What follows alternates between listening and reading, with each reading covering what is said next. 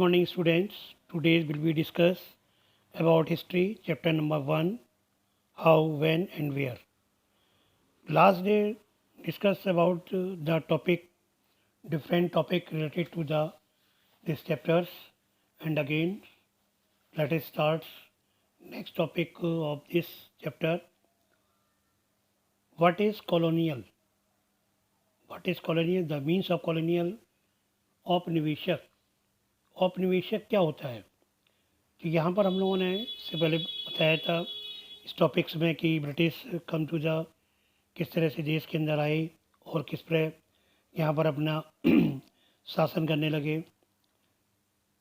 क्योंकि सभी लोग जानते हैं कि अंग्रेज ने हमारे देश को जीता और स्थानीय नवाबों और राजाओं के को दबाकर अपना शासन स्थापित किया, क्योंकि वो you see how to establish control over the economy, पूरे आर्थिक स्थिति और अर्थव्यवस्था और समाज दोनों पर ही नियंत्रण स्थापित किया। जब एक देश, क्योंकि स्थिति जब एक देश यदि इस पर डिपेंड हो जाता है तो निश्चित ही वहाँ पर की जो अर्थव्यवस्था होती है वो इफ़ेक्टिव होती है। तो यहाँ पर कुछ ऐसे टॉपिकों के बारे में डिस्कस किया गया। इसमें बहुत सारे नवाब, राजा, ये सब उनके अधीन हो चुके थे और धीरे धीरे उसमें परिवर्तन आया, क्योंकि जब एक देश पर दूसरे देश के दबदबे से इस तरह की राजनीतिक, आर्थिक, सामाजिक और सांस्कृतिक बदलाव आते हैं, क्योंकि निश्चित ही वहाँ की जो संस्कृति होती है उस देश की या सामाजिक या आर्थिक व्यवस्था होती है वो निश्चित ही उसमें परिवर्तन आता है। तो इसी में आगे क्रम में यहाँ पर अगला टॉपिक है how do we no.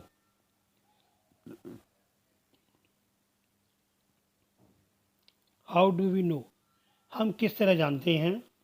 What source of historians use writing about the last 250 years of Indian history, कि हम क्या जानते हैं जो पिछले 250 वर्ष भारतीय इतिहास के बारे में जो लिखा गया है, जो इतिहास लिखने का प्रयास किया है कि उस समय इतिहासकार ने किन स्रोतों का इस्तेमाल किया होगा, उनके बारे में कुछ टॉपिक्स दिए जा रहे हैं जिनको हमें पता करना है कि किस प्रकार से जो इतिहासकारों ने उसका वर्णन किया होगा।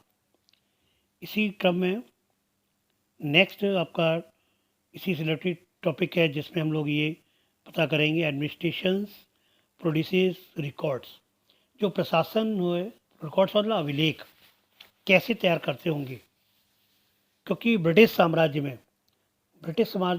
में जो तैयार किए गए सरकारी रिकॉर्ड्स थे, जो गवर्नमेंट रिकॉर्ड्स थे, उनको हिस्टोरियंस ने एक महत्वपूर्ण सोर्स के रूप में प्रयोग किया, क्योंकि ब्रिटिश या अंग्रेज का विचार था, उनका मानना था, इनकी ओपिनियन थी कि जिन चीज़ों का लिखना महत्वपूर्ण होता है, कि बहुत सी चीज़ें हैं every instructions, plan, policy, decision, ये सारे क्या रिटन होने चाहिए, क्लियर होने चाहिए, तो इनका लिखना बहुत ही ज़रूरी होता है।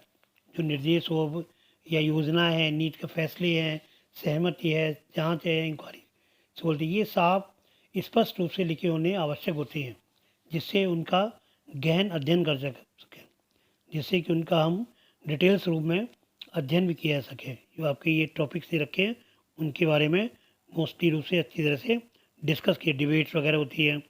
तो ये जो हमारे जो अभिलेख होते हैं उनके लिए बहुत ही आवश्यक था। The British also felt that important documents and letters needed to be carefully preserved, क्योंकि जो ब्रिटिश साम्राज्य से वो जानते थे कि इनको जितने भी इम्पोर्टेंट डॉक्यूमेंट्स हैं, लेटर्स हैं, उनकी को सावधानी पूर्वक रखा जाए, क्योंकि तमाम अहम दस्तावेजों पत्रों को संभाल कर रखना भी आवश्यक है, जिसके लिए अभिलेखागार, जो एडमिनिस्ट्रेटिव रिकॉर्ड से रूम्स होते हैं, रिकॉर्ड रूम जिसे अब लेखागार बोलते हैं, वो attach to the all administrative institution, जो प्रशासनिक संस्थान होते हैं उनसे अटैच होते हैं, जो रिकॉर्ड्स होते हैं या संग्रहालय, म्यूजियम वगैरह, ये सभी उनसे अटैचमेंट होता है। इन्हीं के में वहाँ पर जो जैसे कलेक्ट्रेट है, कमिश्नर ऑफिस है, यहाँ पर ये सब आपको देखने को मिलेंगे। क्योंकि जो भी गवर्नमेंटेड जो हमारे दस्तावेज होते हैं उनका प्रयोग यहीं से किया जाता है। In the earlier of the in the earlier of 19th century, these documents we carefully copied at the beautiful written and कैलीग्राफिक्स। जो कैलीग्राफिक्स होते थे इसको नवीज गिरी बोलते थे, उनके द्वारा ये सुंदर लेख में इनकी कॉपी की जाती थी। बाई दोज हु जो specialised in the art of beautiful writing, लिखने की उनके अंदर बहुत सुंदर कला होती थी। By the middle of the 19th century, और बीच में मध्य 19वीं शताब्दी में, with the speed of printing, धीरे क्या हुआ, प्रिंटिंग्स का आविष्कार हुआ, प्रिंटिंग प्रेसेस होने लगी, तो ये multiple copies of these records were printed. ये जितनी मल्टीपल कॉपी थी उनको सबको प्रिंटेड किया गया। उनको प्रिंटेड करने के बाद उस छपाई तकनीकी से सब चारों तरफ उसकी कॉपी फैलाई। इस तकनीकी के माध्यम से प्रत्येक सरकारी जो भी उनकी कॉपी रिकॉर्ड थी work printed as the presiding the each government department. सभी जो विभाग थे तकनीक के माध्यम से उनको भेजी जाने लगी। कठिनाई से दस्तखत की गई प्रतिभाएं बनाई जाने लगी, जो प्रतियाँ थी इनकी कॉपी को बनाया जाने लगा। ये यहाँ पर दिखाया गया है। ये द नेशनल आर्चिव्स ऑफ इंडियन केम इन 1920, 1920 में ये आया था।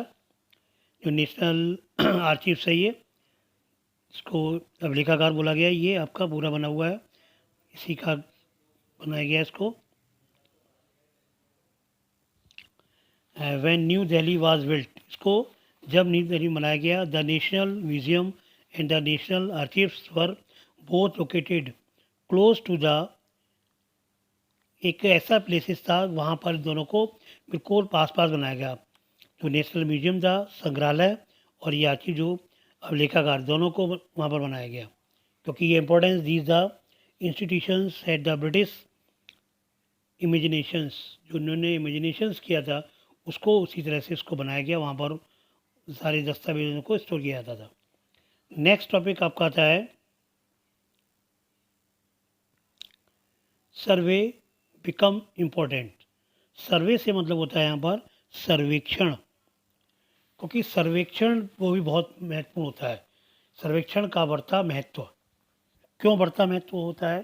क्योंकि अंग्रेज़ों का द सराउंडिंग था, अर्ली जो 19th सेंचुरी में था, उसमें अब ब्रिटिश का या अंग्रेज़ों का विश्वास था किसी देश पर अच्छी तरह से शासन को चलाने के लिए, अगर हम उसको जाना चाहते हैं, प्रशासन करना चाहते हैं, तो निश्चित उसके सही ढंग से जानना अति आवश्यक है।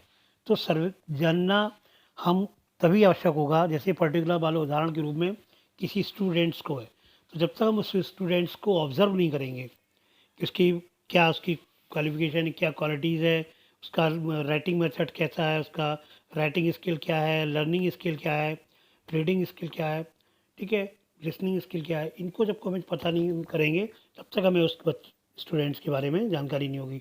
तो हम लोग भी उसको ऑब्ज़र्व करते हैं। उसी तरह से इन ये सर्वे करना भी बहुत ज़रूरी होता था कि किसी देश का या किसी राज्य का, किसी शहर का, किसी गांव का जब तक सर्वेक्षण नहीं होगा तो भविष्य में हम उसको उस चीज़ में इम्प्रूवमेंट कैसे करेंगे या उसको इंक्रीज़ कैसे कर सकते हैं। तो इसके लिए बड़े बड़े सर्वेक्षण किए गए, पूरे देश का नक्शा तैयार किया जाता था, उनका भी सर्वेक्षण किया जाता था। अलग अलग ग्रामों में राजस्व सर्वेक्षण किए गए, जिनमें धरती की सतह, मिट्टी की गुणवत्ता और वहाँ मिलने वाले पेड़ पौधे, जो वहाँ पर मिलने वाले प्लांट्स वगैरह होते हैं, ये सब इनकी सबकी क्वालिटीज़ को प्लॉट किया गया। इस तरह क्रॉपिंग पैटर्न्स ये सब वहाँ पर जानकारी की गई। तो धीरे धीरे ये जीव जंतुओं की स्थानीय इतिहासों के बारे में, फसलों का पता लगाया गया। 19वीं शताब्दी में अंत से प्रत्येक 10 साल में, और अंत के बाद हर 10 साल के बाद क्या करने लगी, जनगणना की जाती है। तो जनगणना से करने से क्या होता है कि पूरी पता चलता है कितनी प्रोग्रेस हो रही है, कितनी जनता की क्या मृत्यु दर है, क्या उसका बर्थ रेट है, क्या उसकी डेथ रेट है, इन सबको पता किया जाता है। तो सर्वेक्षण बहुत ही जरूरत है। इसके अतिरिक्त और भी बहुत सारे सर्वेक्षण किए जाते थे। बॉटेनिकल है, बॉटेनिकल सर्वे है, मतलब मेन वो टेक्निकल है, जूलॉजिकल है, सर्वे है, आर्कियोलॉजिकल है, फॉरेस्ट सर्वे। तो ये सर्वे जब करते हैं तभी हमें पता चलता है कि वहाँ पर किसकी आवश्यकता है, तभी उसमें हम इम्प्रूवमेंट उसको कर सकते हैं प्लांट्स के लिए। इस टाइप से नेक्स्ट टॉपिक आपका है what official records do not tell, यानी अधिकृत जो रिकॉर्ड्स होते थे से क्या पता नहीं चलता था। बहुत सारी चीज़ पता चल जाती थी, कुछ ऐसे भी पॉइंट्स होते थे जिनका हम पता नहीं हो पाता था, क्योंकि जो यहाँ पर रिकॉर्ड्स होते थे इनका विशाल भंडार, तो हम बहुत कुछ पता लगाया जा सकता था। परंतु इस बात को नज़रअंदाज भी नहीं किया जा सकता है कि जैसे किसी सरकारी रिकॉर्ड्स हैं, इनमें से कौन सरकारी है, इनमें से मैं यह पता लगाना भी थोड़ा मुश्किल हो जाता था, क्योंकि सरकारी अफसर क्या सोचते थे, उनकी क्या राय थी, क्या दिलचस्पी थी, किन चीज़ों में थी और बात के लिए उन्होंने किन चीज़ों को बचाए रखना चाहते थे। तो इन रिकॉर्ड्सों से हमें समझने में हमेशा मदद नहीं मिल पाती थी कि देश के दूसरे लोग क्या महसूस करते हैं, उनकी कठिनाइयाँ क्या हैं, उनकी कार्रवाइयाँ क्या हैं, क्या वजह है। तो इस वजह से यहाँ पर कुछ कठिनाइयों का भी सामना करना पड़ता था, क्योंकि सभी की ओपिनियन नहीं मिल पाती है। दे वर द इंटरेस्टेड, क्योंकि उनमें हमें देखना पड़ता था वो किन लोगों में, किस में वो इंटरेस्टेड होते थे। For the wait we need to look elsewhere when we began to search for those other sources, find them in plenty through they are more difficult to get the official records, क्योंकि बहुत सारी चीज़ में official record को collect करने में दिक्कत होती थी, क्योंकि कहीं अलग अलग अपने हिसाब से वो लोग व्यूज़ यूज़ करते थे, अपने अपने मेथड्स, अपनी अपनी तकनीकी, अपनी अपनी तकनीकियों का प्रयोग किया जाता था। तो ये सारी चीज़ें वहाँ पर मेंशन नहीं हो पाती थी, तो यहाँ पर इस चीज़ को भी थोड़ी कठिनाई होती थी। नेक्स्ट आपका ऑल दी सोर्सेज, जितने भी ये सोर्सेज थे, all the sources however produced by those who were literate, जो पढ़े लिखे लोग होते थे वो सब इनको प्रोड्यूस करते थे, to able to the understand how history was experienced and lived by the tribals and the peasants. बहुत सारे लेकिन सारे स्रोत उन लोगों को में रचे थे जो पढ़ना लिखना जानते थे, या इनसे हमें ये पता नहीं लगा सकते थे। कुछ भी आदिवासी वाले लोग, किसान, खदानों में जो काम करने वाले लोग मज़दूर थे, या सड़कों पर जिंदगी गुजारने वाले लोग, गरीबी किस तरह से, तो ये उन अनुभवों से गुजर रहे थे। यदि हम थोड़ी कोशिश करें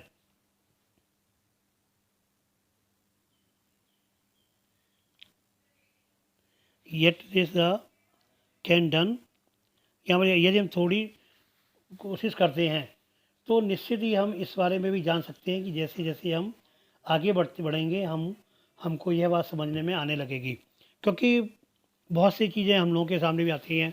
स्टूडेंट होता है, नया स्टूडेंट होता है, न्यू टीचर्स उसको मिलते हैं, तो थोड़ा सा आपस में कॉम्बिनेशन बनाने में थोड़ा प्रॉब्लम होती है धीरे धीरे। लेकिन धीरे धीरे जब अंडरस्टैंडिंग बिल्कुल दोनों की क्लियर हो जाती है, बिल्कुल कॉम्बिनेशन हो जाती है, कोऑपरेटिव नेचर हो जाता है, सारे व्यूज़ क्लियर होने लगते हैं, तो धीरे धीरे क्या होता है उनका आपसी तालमेल सही बैठ जाता है। तो ऐसा भी धीरे धीरे हुआ, इसलिए भी प्रॉब्लम हो जाती थी। तो धीरे धीरे उन पर इम्प्रूवमेंट किया गया, उनमें सुधार करने की आवश्यकता थी, उनको सुधार भी किया गया। तो आज हम लोगों ने ये हिस्ट्री से रिलेटेड चैप्टर था उसका नेक्स्ट पार्ट्स के बारे में डिस्कस किया। आज ये टॉपिक आपका यहीं समाप्त होता है। नेक्स्ट डे हम लोग इसी टॉपिक से रिलेटेड कुछ वीडियो के माध्यम से कुछ ब्रीफली या डिटेल्स में और भी टॉपिक्स के बारे में डिस्कस करेंगे। Thanks, have a good day.